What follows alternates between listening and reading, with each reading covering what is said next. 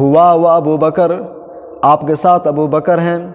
عمر موجود ہیں، عثمان موجود ہیں، حضرت علی موجود ہیں، طلحہ ہیں، زبیر ہیں۔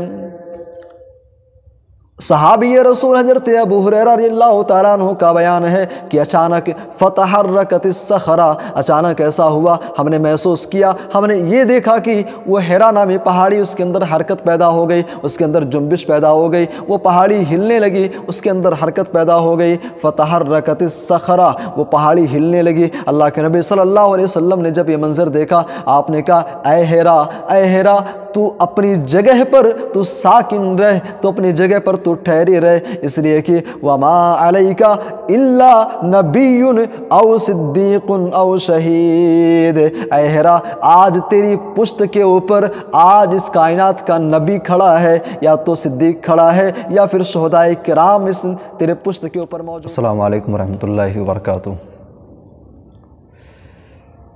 ان الحمد للہ نحمده ونستعینه ونستغفره ونعوذ باللہ من شرور انفسنا ومن سیئات اعمالنا، من يهده اللہ فلا مضل له ومن يضلل فلا هادی له، واشهد ان لا الہ الا اللہ وحدہ لا شریک له، واشهد ان محمدا عبدہ ورسولہ، اما بعد فإن خير الحديث كتاب الله وخير الهدي هدي محمد صلى الله عليه وسلم وشر الأمور محدثاتها وكل محدثة بدعة وكل بدعة ضلالة وكل ضلالة في النار۔ فاعوذ باللہ من الشیطان الرجیم، بسم اللہ الرحمن الرحیم۔ والذین جاءوا من بعدهم یقولون ربنا اغفر لنا ولإخواننا الذین سبقونا بالایمان ولا تجعل في قلوبنا غلا للذین آمنوا۔ وقال النبی صلی اللہ علیہ وسلم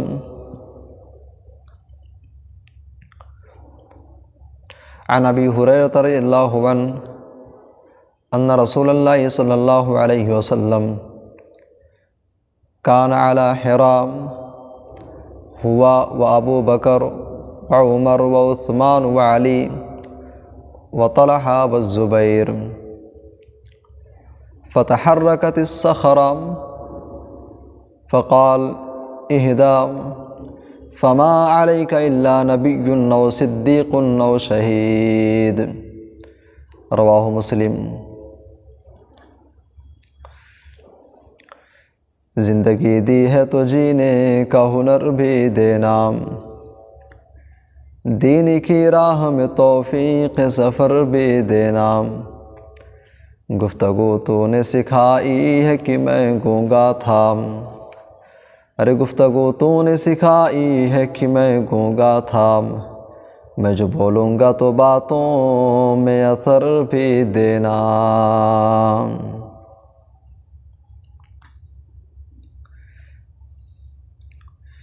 محترم سامعین کرام، دینی ملی بھائیوں، بزرگوں، نوجوان ساتھیوں، آواز سن رہی اسلامی خواتین، پردہ نشین ماؤں اور بہنوں، دور دراز سے تشریف فرما معزز و مکرم سامعین و سامعات،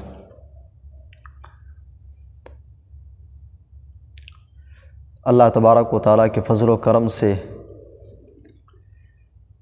پہلی دفعہ آپ لوگوں کے درمیان کچھ کہنے کا، کچھ سنانے کا ایک سنہرا موقع ملا ہے، اور یہ میرے لیے انتہائی فرحت و شادمانی کا مقام ہے کہ آج ایسے سامعین کے سامنے کچھ کہنے کا، کچھ سنانے کا موقع ملا، جن کے یہاں اس کائنات کی سب سے بہترین جماعت، انبیاء اور رسول کے بعد سب سے بہترین جماعت صحابہ کا تذکرہ ہوتا ہے۔ اس سے پہلے آپ نے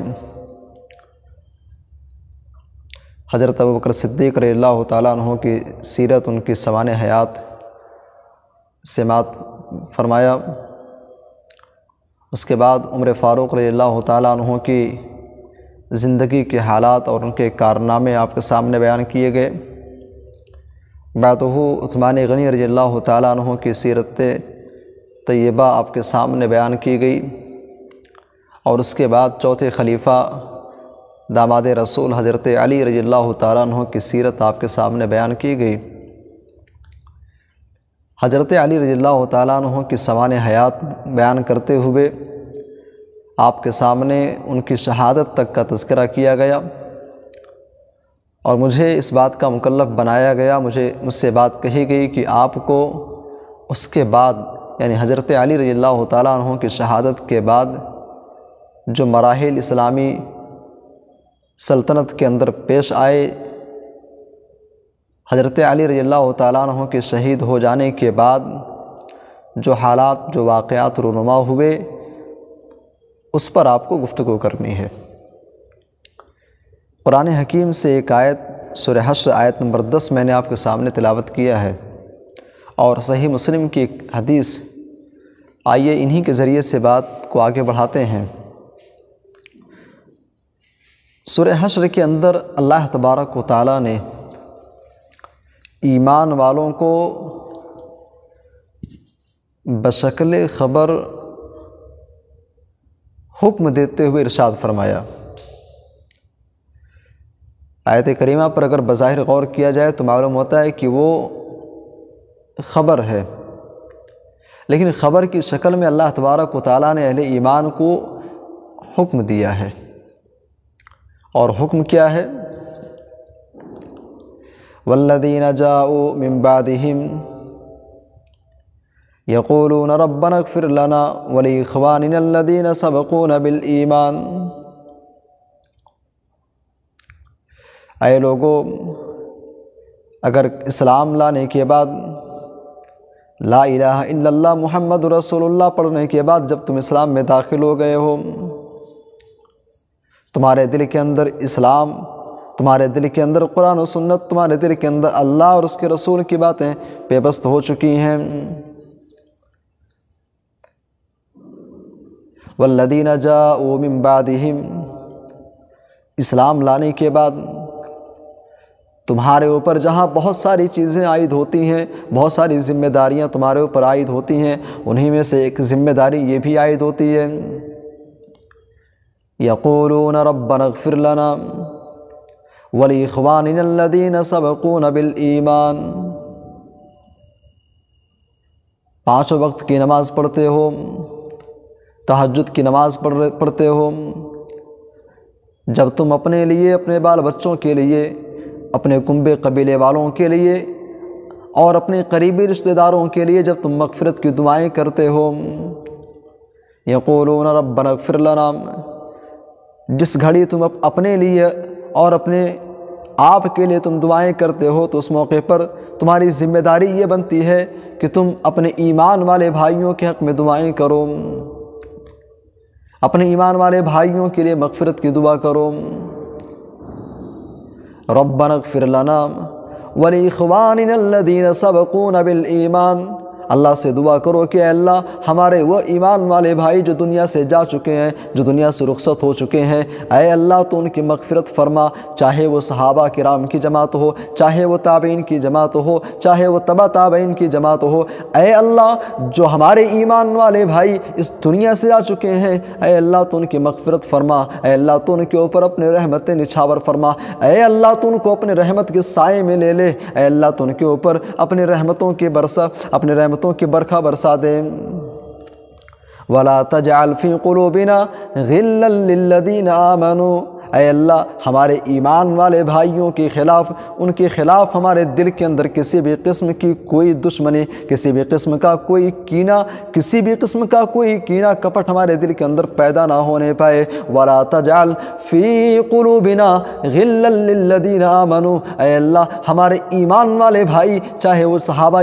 کرام کی جماعت ہو، تابعین کی جماعت ہو، اے اللہ تو ان کے خلاف ہمارے دل کے اندر بدگمانی پیدا ہونے نہ پائے۔ اے اللہ ان کے خلاف ہمارے دل کے اندر کسی بھی قسم کی کوئی عداوت، کسی بھی قسم کی کوئی دشمنی، کسی بھی قسم کا کوئی کینہ کپٹ پیدا نہ ہونے پائے۔ اس آیت کریمہ کے اندر اللہ تبارک و تعالیٰ نے تا قیامت آنے والے ایمان والوں کو اللہ نے یہ حکم دیا ہے کہ اپنے ایمان والے بھائی جو دنیا سے جا چکے ہیں ان کے حق میں تم مغفرت کی دعا کرو۔ لیکن بڑا افسوس ہوتا ہے، ایک ایسا شخص جس کی پوری زندگی، ایک ایسا انسان جو سر سے لے کر کے پیر تک گناہوں میں ڈوبا ہوا ہے، وہ صحابہ کرام کی جماعت پہ تنقید کرتا ہے۔ ایک ایسا انسان جو جھوٹ کا عادی ہے، جو غیبت کا عادی ہے، جو چغلی کا عادی ہے، جو بے ایمانی کا عادی ہے، جو حرام خوری کا عادی ہے، جس کی پوری زندگی صبح سے لے کر کے شام تک، جس کی پوری زندگی اللہ کی معصیت میں، اللہ کی بغاوت میں، قرآن کی بغاوت میں، رسول کی بغاوت میں، جس کی پوری زندگی قرآن و سنت اور اسلام کی مخالفت میں گزرتی ہے، ایسا انسان جماعت صحابہ پر تنقید کرتا ہے، جماعت صحابہ پر انگلی اٹھاتا ہے، صحابہ کرام پر کمنٹ پاس کرتا ہے، صحابہ ایسے تھے، صحابہ ویسے تھے، صحابہ مرتد ہو گئے، نعوذ باللہ ثم نعوذ باللہ۔ ایسے لوگوں سے پوچھنا چاہتا ہوں، وَلَا تَجْعَلْ فِي قُلُوبِنَا غِلًّا لِّلَّذِينَ آمَنُوا، ایسے لوگوں سے پوچھنا چاہتا ہوں، جناب عالی تم ایمان والے ہو، تمہیں اسلام کا کلمہ نصیب ہوا، کہاں سے ملا؟ اپنے باپ سے لیے ہو، خاندانی ملا ہے، باپ مسلمان تھا، دادا مسلمان، پردادا مسلمان، ذرا پوچھو تو صحیح ایسے لوگوں سے جو جماعت صحابہ پر تنقید کرتے ہیں، یہ ایمان کی دولت تم کو ملی کہاں ہے؟ آپ پورا سلسلے نسب دیکھتے چلے جاؤ، آپ کو معلوم چلے گا یہ سلسلے نسب جا کر کے انہیں صحابہ کرام پر ختم ہوتا ہے۔ میرے بھائیو اور دوستو، تو ہمیں اور آپ کو یہ کہا گیا کہ اللہ سے دعا کیجئے، وَلَا تَجْعَلْ فِي قُلُوبِنَا غِلًّا لِّلَّذِينَ آمَنُوا، ایمان والوں کے خلاف ہمارے دل کے اندر کسی بھی قسم کی کوئی عداوت دشمنی پیدا نہ ہونے پائے۔ اور صحیح مسلم کی جو حدیث میں نے آپ کے سامنے پڑھی ہے، اس کے اندر اللہ کے نبی صلی اللہ علیہ وسلم صحابی رسول حضرت ابو ہریرہ رضی اللہ تعالیٰ عنہ کہتے ہیں، ایک مرتبہ اللہ کے نبی صلی اللہ علیہ وسلم حیرا نامی پہاڑی پر کھڑے ہوئے، اور اللہ کے نبی صلی اللہ علیہ وسلم کے ساتھ چند صحابہ کرام ہیں۔ کون کون؟ اللہ کے نبی صلی اللہ علیہ وسلم حیرا نامی پہاڑی پر کھڑے ہوتے ہیں، ہوا و ابو بکر، آپ کے ساتھ ابو بکر ہیں، عمر موجود ہیں، عثمان موجود ہیں، حضرت علی موجود ہیں، طلحہ ہیں، زبیر ہیں۔ صحابی رسول حضرت ابو ہریرہ رضی اللہ تعالیٰ عنہ کا بیان ہے کہ اچانک فتحرکت الصخرہ، اچانک ایسا ہوا، ہم نے محسوس کیا، ہم نے یہ دیکھا کہ وہ حیرا نامی پہاڑی، اس کے اندر حرکت پیدا ہو گئی، اس کے اندر جنبش پیدا ہو گئی، وہ پہاڑی ہلنے لگی، اس کے اندر حرکت پیدا ہو گئی، فتحرکت الصخرہ، وہ پہاڑی ہلنے لگی۔ اللہ کے نبی صلی اللہ علیہ وسلم نے جب یہ منظر دیکھا، آپ نے کہا اے ہیرا تو اپنی جگہ پر تو ساکن رہ، تو اپنی جگہ پر تو ٹھہری رہ، اس لیے کہ وَمَا عَلَيْكَ إِلَّا نَبِيٌّ أَوْ صِدِّيقٌ أَوْ شَهِيدٌ، اے ہیرا آج تیری پشت کے اوپر آج اس کائنات کا نبی کھڑا ہے، یا تو صدیق کھڑا ہے، یا پھر شہداء کرام اس تیرے پشت کے اوپر موجود ہیں۔ اللہ کے نبی آخری نبی ہیں، حیرا کی پہاڑی پر آپ کھڑے ہیں، حضرت ابوبکر صدیق موجود ہیں، اور شہداء کرام کی جماعت موجود ہے۔ اس حدیث سے معلوم یہ ہوا کہ گویا کہ اللہ کے نبی صلی اللہ علیہ وسلم نے اپنی زندگی ہی کے اندر یہ بشارت، اپنی زندگی ہی کے اندر آپ نے پیشین گوئی کر دی تھی کہ میرے صحابہ، اے عمر، اے عثمان، اے علی، آپ لوگوں کا نام شہداء کرام کی فہرست میں شامل ہوگا انشاءاللہ۔ اور اسی لیے آپ جانتے ہیں حضرت عمر فاروق رضی اللہ تعالیٰ عنہ شہید کیے گئے، عثمان غنی رضی اللہ تعالیٰ عنہ شہید کیے گئے، اور اس کے بعد چوتھے خلیفہ حضرت علی رضی اللہ تعالیٰ عنہ کو بھی شہید کر دیا گیا۔ اور اگر آپ پڑھیں گے ابن ابی دنیا کی کتاب ہے مقتل علی ابن ابی طالب رضی اللہ تعالیٰ عنہ، ابن ابی دنیا کی کتاب، وہ لکھتے ہیں کہ جب حضرت علی رضی اللہ تعالیٰ عنہ خلافت کے عہدے پر فائز تھے، جب وہ خلیفہ تھے، سن 40 ہجری میں باغیوں نے، سبائیوں نے، ظالموں نے ایک منصوبہ تیار کیا، ایک پلاننگ تیار کی۔ اور پلاننگ کیا بنائی؟ پلاننگ یہ تیار کی کہ اگر اسلامی سلطنت کے اندر چین و سکون کو، امن و امان کو اگر قائم رکھنا ہے تو حضرت علی کو، امیر معاویہ کو اور عمر ابن عاص کو ان کو قتل کرنا ہوگا، ان کو شہید کرنا ہوگا، تب جا کر کے چین و سکون قائم ہو پائے گا۔ میرے بھائی اور دوستو، 3 لوگوں کی جماعت تیار ہوئی۔ ایک بدبخت کھڑا ہوا، عبد الرحمن بن ملجم، کہتا ہے کہ میں کوفہ جا کر کے حضرت علی کا کام میں تمام کروں گا۔ دوسرا کھڑا ہوا برق بن عبداللہ، وہ کہتا ہے کہ شام کے اندر جا کر کے امیر معاویہ کا کام میں تمام کروں گا۔ تیسرا کھڑا ہوا عمر بن بکر یا عمر بن بکیر، وہ کہتا ہے مصر کے اندر جا کر کے حضرت عمر ابن عاص رضی اللہ تعالیٰ عنہ کا کام میں تمام کروں گا۔ پلاننگ تیار ہو گئی، منصوبہ بنایا گیا، اور یہ طے پایا کہ 40 ہجری غالباً 20 رمضان فجر کی نماز میں بیک وقت تینوں پر حملہ ہونا چاہیے۔ ادھر عبد الرحمن ابن ملجم کوفہ پہنچتا ہے، اور ادھر برق بن عبداللہ امیر معاویہ رضی اللہ تعالیٰ عنہ شام کے اندر تھے، شام پہنچتا ہے، اور عمر بن بکیر یا عمر بن بکر یہ مصر حضرت عمر بن عاص رضی اللہ تعالیٰ عنہ وہاں گورنر تھے، یہ وہاں پہنچتا ہے۔ میرے بھائی اور دوستو، اسلامی تاریخ کا ایک سیاہ، ایک بلیک ڈے۔ داماد رسول حضرت علی رضی اللہ تعالیٰ عنہ فجر کی نماز کے لیے جو اپنے گھر سے نکلتے ہیں، عبد الرحمن ابن ملجم نے حضرت علی رضی اللہ تعالیٰ عنہ پر حملہ کر کے ان کو زخمی کر دیا، ان کو لہو لہان کر دیا، اور اسی وقت ملک شام میں امیر معاویہ رضی اللہ تعالیٰ عنہ نماز کے لیے نکلے۔ برق بن عبداللہ نامی شخص نے امیر معاویہ رضی اللہ تعالیٰ عنہ پر بھی خنجر سے وار کیا، ان کو بھی لہو لہان کر دیا۔ اور ادھر مصر کے اندر عمر بن عاص رضی اللہ تعالیٰ عنہ، اس رات ان کی طبیعت خراب تھی، وہ بیمار تھے، انہوں نے اپنے ایک پولیس کو جس کا نام خارجہ بنت حبیب تھا، خارجہ بن حبیب کو آپ نے حکم دیا کہ خارجہ جاؤ، آج میری طبیعت خراب ہے، جا کر کے فجر کی نماز پڑھا دو۔ خارجہ بن حبیب مصلی پر کھڑے ہیں، عمر بن بکیر نے خارجہ بن حبیب کے اوپر حملہ کیا اور ان کو وہیں پر لہو لہان کر دیا۔ اس طریقے سے ایک ساتھ 3 عظیم الشان صحابہ کرام پر حملے کیے گئے۔ امیر معاویہ رضی اللہ تعالیٰ عنہ پر حملہ ہوا، علاج اور معالجے کے بعد ان کی طبیعت ٹھیک ہو گئی۔ عمر بن عاص رضی اللہ تعالیٰ عنہ مصر کے اندر موجود ہیں۔ مصر میں جب خارجہ بن حبیب پر حملہ کیا گیا، خارجہ بن حبیب وہیں پر وہ اللہ کو پیارے ہو گئے، اور حضرت علی رضی اللہ تعالیٰ عنہ جب ان کے اوپر حملہ کیا گیا، تقریباً 3 دن آپ کا علاج چلتا رہا۔ خنجر سے آپ پر وار ہونے کے بعد تقریباً 3 دن تک آپ اس کائنات کے اندر موجود رہے۔ اس موقع پر کچھ لوگ آپ کے پاس آئے، کہتے ہیں کہ اے امیر المومنین، آپ دنیا سے جاتے جاتے کسی کو اپنا خلیفہ مقرر کر دیجئے،